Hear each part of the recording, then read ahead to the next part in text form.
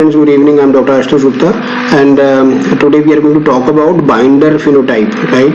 So आज जैसे आपको पता है कि मेरे बहुत सारे वीडियोस हैं बाइंडर फिनोटाइप के बारे में, और हम अल्ट्रासाउंड पे कैसे इसको देख सकते हैं ये इसके अलावा, and what all genetic tests that probably what we can do, right?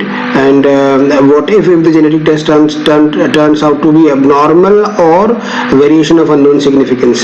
So आज दो केसेस हैं, वो दो केसेस मैं आपको बता देता हूँ. So this is the case. एक moderate to severe binder phenotype है. इसको ध्यान से देखिए तो एक mid face hypoplasia है, and hypoplastic nostrils है, and even though the nasal bone is being visualized, what we can see is the good developed upper jaw and the lower jaw, right? But the whole of the problem lies with the mid face.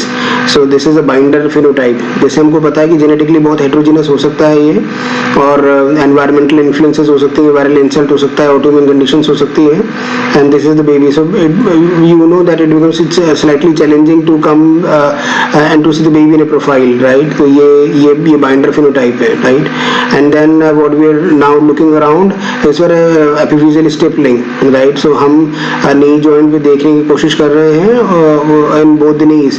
And so probably what we are antenatally we are trying to look around for the epiphyseal stippling. So we have not found any sort of the epiphyseal stippling in both the knee joints as well as in the ankle, right? और कोई हमको limbs की shortness भी नहीं मिली इसके अंदर, right? So this is what it is. So this is what it is. So no epiphyseal stippling and no rhizomelic sort of shortening of the limbs as that we have identified. So these were two cases. एक case में हमने identify करा कि एक pathogenic mutation हमको filament B gene में मिला है, और दूसरी कंडीशन में we have identified it is a VOUS that will discuss. Binder phenotype एक अल्ट्रासाउंड की फाइंडिंग है, और इसके 4 पैथोजेनिक फाइंडिंग्स हो सकती हैं. So we are not getting into the detail how do identify. This could be mild, moderate and severe, और genetically it is very very heterogeneous, right? तो this could be associated with hyperemesis gravidarum. It could be sort of in vitamin K deficiency. It could be associated with some infections. It could be associated with some autoimmune conditions, and definitely genetic, right? So दो cases हमारे पास में. So in first case it was a binder, and then we have done a genetic evaluation. We identified a pathogenic mutation which was not a chondrodysplasia punctata, which was there. So probably there were two things to talk about. First was an epiphyseal stippling, कि हम epiphyseal stippling को देखें, and then we keep the baby in a follow-up so as to identify the limb length, right? Shortening of the limbs को हम ढूंढने की कोशिश करते हैं, और epiphyseal stippling simultaneously ढूंढते हैं, और vis-a-vis we can do the genetic evaluation to the baby so that the report shall be available within something around 3.5-4 weeks. By the time the character of the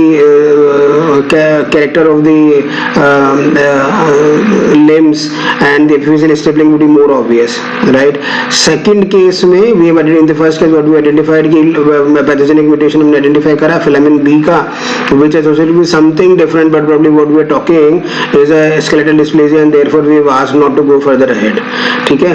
दूसरे case में what we have identified is this, that it was an IVF and it was an OD ovum donation, and then binder phenotype in this present pregnancy, and then we following this up, and then we did the genetic evaluation, amniocentesis and genetic evaluation. But what we have identified is this, we have identified a gene which is responsible for chondrodysplasia punctata, but it was a missense mutation, and it was a VOUS, which is called as a variation of unknown significance. As you know that every single individual might have some 7 to 8 VOUS in our body, right? And then this might be a normal thing to happen, and so it might not manifest with the disease. So we never have had any limb length shortening, and we never had the epiphyseal stippling. So this could have been a VOUS which was there since it is an X-linked recessive, so there is a lot of genetic counseling required and all those stuff, and how we can identify and all these things. But the take-home message is this, that a complete genetic evaluation, genetic testing, amniocentesis is mandatorily required, so as to see what exactly is happening. In the first case, what we've identified is a non-chondrodysplasia punctata type skeletal dysplasias, and which turned out to be a pathological mutation, and then we've asked them not to go further ahead.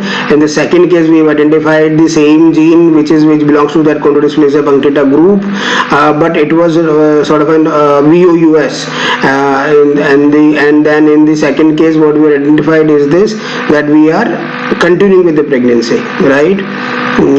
So this is how it is. So binder phenotype ultrasound पे कैसे दिखता है, 3 तरह की variety हो सकती है, mild, moderate और सीवियर. जेनेटिक इवैल्यूएशन करने के बाद में भी हमको कोई रिजल्ट्स हैं वो आउट ऑफ द बॉक्स मिल सकता है, और इन द बॉक्स अगर मिलता है तब भी हम उसको कंटिन्यू कर रहे हैं. So this is what I want to tell you.